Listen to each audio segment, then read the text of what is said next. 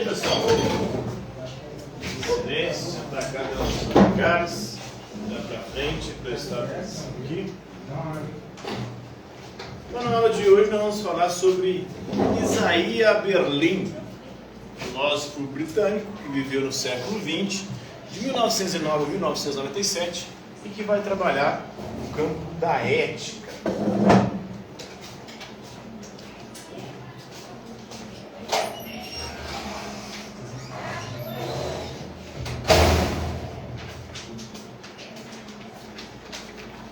A ética é um campo da filosofia que reflete sobre o quê? Alguém sabe? A ética é o quê? Certo e errado. Certo e errado, bem e mal. Como nós devemos ou não nos comportar. Ética vem do grego ethos, que significa costume, comportamento. Então ela vai refletir como nós devemos nos comportar. O que é o certo e errado, o que é o bem, o que é o mal. Ele está no campo da filosofia analítica também, que faz uma análise lógica da linguagem.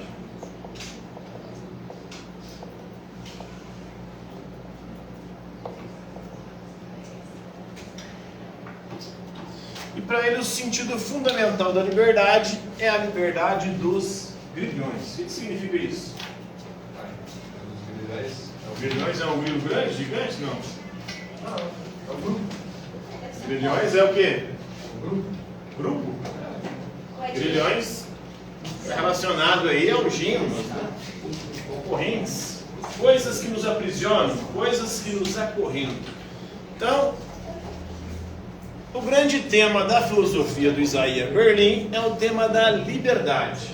Para ele, liberdade é principalmente liberdade de quê? Liberdade de não estar preso, de não estar acorrentado, de não ser proibido. Essa é a verdadeira liberdade. Na verdade, ele vai dizer que existem dois sentidos da palavra liberdade. A positiva, o sentido positivo, e o sentido negativo. Positivo é de você poder fazer o que quiser e bem entender.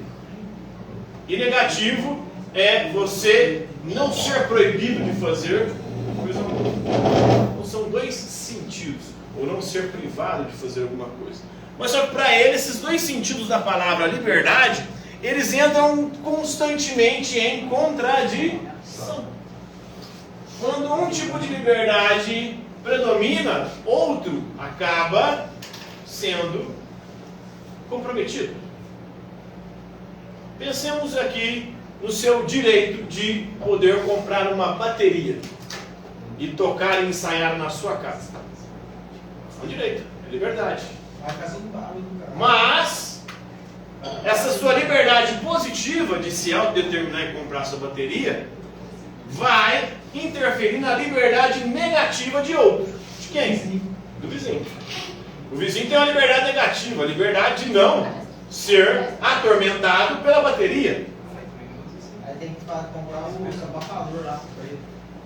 Então toda a liberdade ela implica em um comprometimento. Quando você vota num candidato e o seu candidato vence, sua liberdade positiva elegeu um caboclo, mas gerou uma negativa dos outros. Um monte de gente que não votou naquele caboclo que você votou, agora tem que se submeter a quem você apoiou. Isso é democracia. Mas é problemático. É problemático porque gera situações e circunstâncias desagradáveis e que limitam a liberdade dos outros. A sua liberdade de escolher limitou a liberdade do outro que não teve condições de escolher porque o dele não foi eleito. Mas querendo não é do que absolutismo. Então toda liberdade ela implica em limitações para alguém. Por mais que seja positivo para um grupo, vai ser negativo para o outro. Nós estamos vendo aí uma discussão sobre a liberdade de expressão no nosso país, com o envolvimento até de um bilionário, Elon Musk. Elon Musk com o Twitter, ele quer uma liberdade de expressão absoluta. Será que é possível a liberdade de expressão absoluta? Não, absoluta não. Que aí você vai ser julgado, você vai ter as consequências. toda liberdade tem consequências, inclusive previstas na legislação. A legislação brasileira prevê crimes contra a honra, que inclusive eu já fui condenado nesse crime.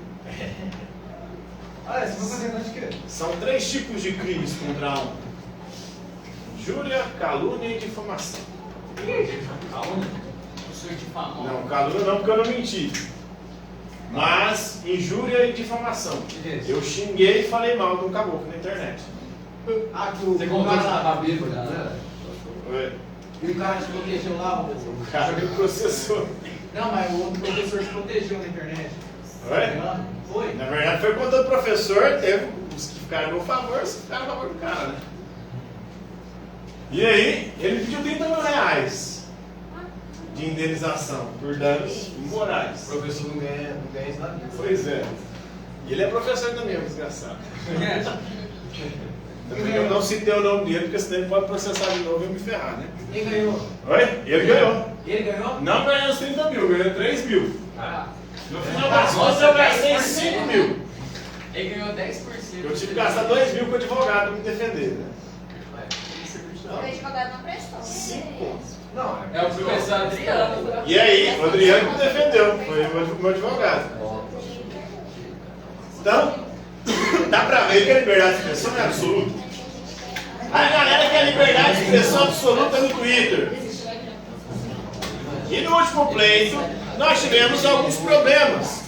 Porque alguns grupos divulgavam fake news de forma insistente. Então, quando você divulga informações falsas, você gera um problema.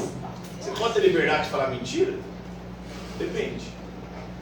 Se a mentira for geral, abstrata, você até pode falar. Agora, se essa mentira for em relação a alguma pessoa, aí já é crime. Aí você já não pode. É calúnia? Oi? É calúnia. Calúnia é crime. É calúnia e difamação. São os 3 tipos de crime contra a honra. Você falar contra alguém. Calúnia é... Agora, se você falar uma coisa que não é contra alguém, mas vai ter repercussão também negativa. Por exemplo, falaram o Alan dos Santos, que é um dos que foram excluídos do Twitter por conta do Xandão. O Alan dos Santos, ele propagava o quê? Primeiro, ele propagava que fumar faz bem. Ele falou que fumar faz menos mal do que bater punheta. Ele falou que bater punheta destrói seus neurônios. Fumar não. Olha só o nível do caboclo. De quem é esse canal? Oswaldo Eustáquio também era do mesmo nível. São 2 caras que foram aí, né? Depois propagaram que Covid não existia. Depois que era mentira, que não tinha gente morrendo de Covid. Eu não tenho nem neurônio mais. Tem gente que não sobrou neurônio nenhum, né?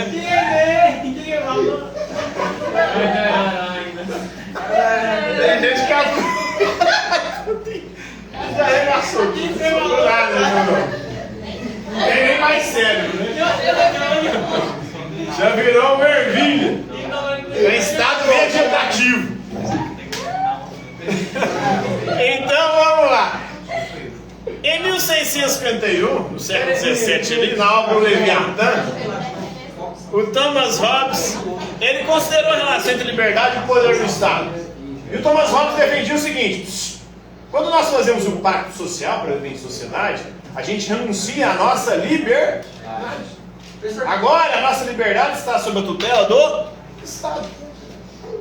É o Estado que vai dizer o que a gente pode ou não fazer. O que é calúnia? Calúnia é você mentir, você inventar mentir sobre uma pessoa. A difamação é. Difamação é você falar mal de alguém. E o outro lá? Injúria é você xingar alguém, ofender. Ah, não deve ser tudo bem. Então vamos processar todo mundo aqui, Se você tiver gravado, né? Você precisa de provas. Ele tinha provas, ele tinha os prints do texto que eu fiz, né? Você xingar ele, merda pra caralho, você xingar Ele foi meu superior, meu supervisor, quando eu trabalhei no SESI, em particular. Trabalhei lá 4 anos. E tive bons resultados lá, né? Lá tem avaliações anuais da sua disciplina, feita pela rede SESI em Minas Gerais. Meus alunos, eu dava aula lá de filosofia, história e sociologia. Nas 3, né, de filosofia e história, meus alunos ficaram em primeiro lugar do estado. nas disciplinas que eu estava aula. Em sociologia ficou em segundo lugar. Eu fui mandado embora no final do ano. Todas as provas, tudo que eu fazia, esse cara me metia o pau em mim, velho. Fudia, me ferrava em tudo. Até ele conseguiu me mandar embora. Mesmo com resultados extraordinários. Porque não tinha nenhuma outra disciplina lá com dois professores que conseguiram os resultados que eu alcancei. Então, inclusive era para eu ter ido para Belo Horizonte ganhar um prêmio lá. Aí sabe o que ele fez? Ele fez eu largar as aulas de história. O professor que entrou, eles fizeram a prova em junho. O professor entrou em agosto. E aí, o professor ganhou um prêmio de destaque. O professor que entrou depois. Nem tinha sido ele que preparou os alunos para fazer a prova. Aí, como ele não podia ganhar, porque ele tinha pouco tempo de casa, e não era ele que tinha preparado, aí ele deu o prêmio para outro, que foi inclusive que testemunhou a favor dele lá no dia do processo. Deu o prêmio para o professor de matemática. Aí... Mas aí você fez um textão também, vai então. eu fiz um textão, chamei ele de sem-anão, né? Flexão quebrada no meio, porque a estatura dele era diminuta, né? Coisas assim, né? Fui ofendendo e injuriando. E me ferrei pra Mas você cá. acha ele lá, depois você fala dele? Olha, aí é pior, eu já perdi. Aí vai ser agressão física, já é um outro nível, né? Aí é prisão, é prisão. Eu já perdi por falar. Se eu bater, vai ser pior. Né? É prisão limite. É. Então, pro Thomas Hobbes, a gente renuncia quando a gente passa bem em sociedade, cria o Estado, a nossa liberdade. Agora é o Estado que tutela a nossa liberdade. O Soren Kierkegaard argumentou que a nossa liberdade para tomar decisões morais é a causa da nossa infelicidade. Por que a gente é infeliz? Porque a gente é livre. A liberdade, ela faz a gente ser infeliz duas vezes. Antes de escolher e depois da escolha. Antes de escolher, você sofre da angústia. A angústia de não saber o que escolher. Depois que você escolhe, você sofre de desespero. Porque você percebe que a sua escolha não foi melhor. Ou você sofre porque você fica pensando nas outras escolhas que você deixou para trás. Você fez uma, você tem que anunciar as outras. Então você está sempre sofrendo. Primeiro, por não saber o que escolher. E depois que você escolhe, você está sofrendo por aquilo que você renunciou.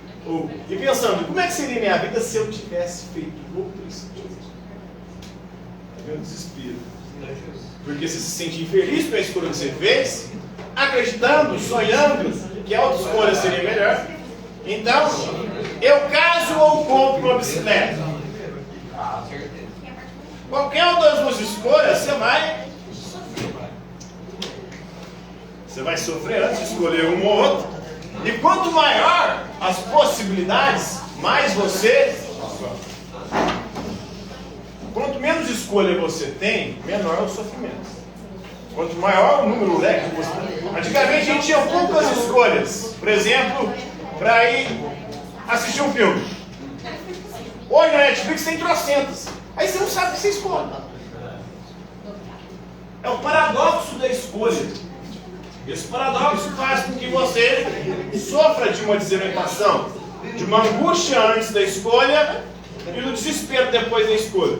Porque você ficou lá, que é tanto de filme, você podia ter escolhido um bom, aí você começa a assistir, fala que merda, que desgraça. Perdi meu tempo vendo essa... Por isso eu só vejo repetir. Então, por que a gente é infeliz? Porque a gente é livre. Se a gente não fosse livre, talvez a gente fosse feliz, né? Sobre a liberdade, em 1859, no século XIX, o John Stuart Mill distinguiu a liberdade em relação à coerção, ou seja, liberdade de não ter ninguém te impondo nada, e a liberdade para ação, a liberdade positiva, né? A liberdade de poder escolher e se autodeterminar. Em 41, o psicanalista Eric Fromm explorou as noções positiva e negativa também da liberdade, do seu medo da liberdade. Então a liberdade também ela provoca medo, além de angústia. Por quê? Por que a liberdade provoca medo? Porque você não sabe o que vai vir depois da escolha. E principalmente porque liberdade implica responsabilidade. E nós temos medo da responsabilidade. A gente quer ser livre, mas não quer arcar com as consequências das nossas escolhas. E aí por isso dá medo. Porque se você assumir a responsabilidade pelas suas escolhas, você também vai sofrer as consequências dessas escolhas. E isso gera medo, né? Então, o desenvolvimento das novas tecnologias de vigilância levanta questões sobre a natureza da liberdade. Será que nós somos de fato livres? Essa galera está defendendo liberdade de expressão aí? Será que ela está defendendo liberdade de se expressar mesmo? Ou de reproduzir o discurso que outros estão mandando para eles falar? Porque quem está defendendo isso é a galera bolsonarista. Será que os bolsonaristas querem mesmo manifestar o que eles pensam? Ou manifestar o que os outros pensaram para eles? O que os outros estão dizendo para eles falarem para postar? Tanto que vira um movimento que é um movimento que não é espontâneo. Começa com 1 ou 2 perfis falando, o Brasil vive só uma ditadura. Aí todo mundo, Brasil ditadura, Brasil ditadura, Brasil ditadura. E ao mesmo tempo eles estão falando isso. Se fosse ditadura mesmo, seria como nos tempos de 1960 a 85, 64 a 85. Se você falasse alguma coisa com a ditadura, você ia preso. Você era torturado, ia pro pau de arara. Pau de arara. Enfiava rato no seu fiafó. Isso era ditadura. Hoje, é no máximo uma coerção. Você está impedido de falar a merda na internet. Mas você não está preso. Você não está tendo a sua... Você não está tendo a sua vida ameaçada. Você não está tendo, né, a sua integridade física ofendida. Há problemas? Oi? Às vezes tá. Quem tá? Não, às vezes tá. Esse fluido aí tá. Não, sim, eu tô falando que na época da ditadura que ele estava mesmo, aí os caras eram torturados, eram presos, torturados, morria, você parecia, aí eles fingiam suicídio, o cara suicidou na cela. Suicidou com 3 tiros nas costas. O desenvolvimento de novas tecnologias de vigilância levanta essa questão aí. Aí hoje, cara, os caras desenvolveram tecnologia tão sofisticada que a gente não dá para saber mais se você está sendo livre ou se está sendo manipulado. Na verdade, a chance maior é de você ser manipulado. Porque as redes sociais, elas funcionam numa lógica de polarização que manipula a população e os indivíduos passam a reproduzir as coisas achando que estão escolhendo aquilo, quando na verdade não. Os algoritmos hoje, eles sabem das redes sociais mais da nossa vida e conhecem mais você do que você mesmo. Tanto que eles sugerem coisas que vêm de encontro a tudo que você quer. O Google, Facebook Analytics, nas eleições quando o Trump foi eleito, foi manipulado para poder direcionar propaganda sensível, criando pânico moral em indivíduos para poder virar voto. Conseguiu eleger o Trump. Então dá para fazer toda uma engenharia social com a internet. A galera critica o Estado, mas ninguém critica o poder das Big Techs. As Big Techs hoje têm mais poder sobre nós, sobre a nossa vida, as nossas escolhas, o que a gente pensa, do que o Estado. O Estado hoje, ele tem uma força irrisória perto da força das Big Techs, das redes sociais, de um Facebook, um Instagram da vida, que é o mesmo dono, né? E o WhatsApp, olha só, o cara é dono das 3 principais redes sociais de comunicação. O Mark Zuckerberg. E aí tem o YouTube, tem, né?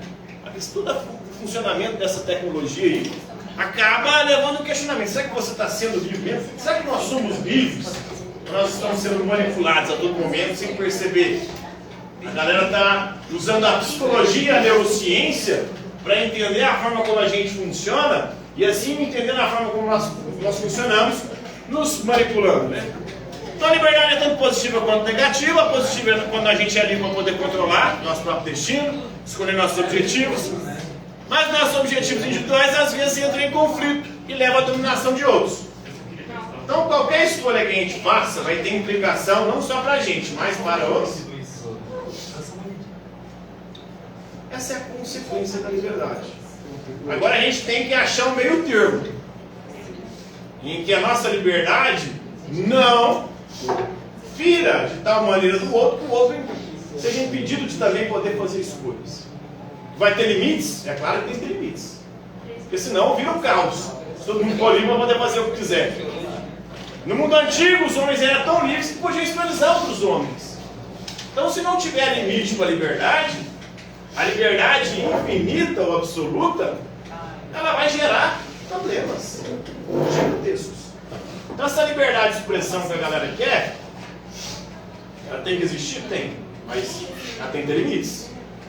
Porque senão vai começar a restringir, a afetar e até, como no caso da pandemia, leva muita gente a não se cuidar e morrer, a perder a vida. E a vida deve ser um bem maior do que a liberdade. Nós somos nossos objetivos individuais, às vezes entra em conflito, né? Negativo é quando nós estamos livres de obstáculos, de dominação externa ou de grilhões, né? Quando nós... Vai? Só para terminar aqui. Quando nós sobrar para a liberdade positiva leva uma diminuição da liberdade negativa dos outros, ela torna-se opressão. Então a gente tem que estar sempre vendo, será que essa liberdade é liberdade ou é opressão? A propaganda soviética, por exemplo, né, tratou os trabalhadores libertários do capitalismo. Estavam livres do capitalismo, mas agora estavam sob o domínio de quem? Do Estado Soviético. E aí quem ficou sob o domínio capitalista, né? Então na visão capitalista as imagens mostravam o triunfo da liberdade negativa sobre a liberdade positiva. Então é isso aí, Isaías Berlim, galera.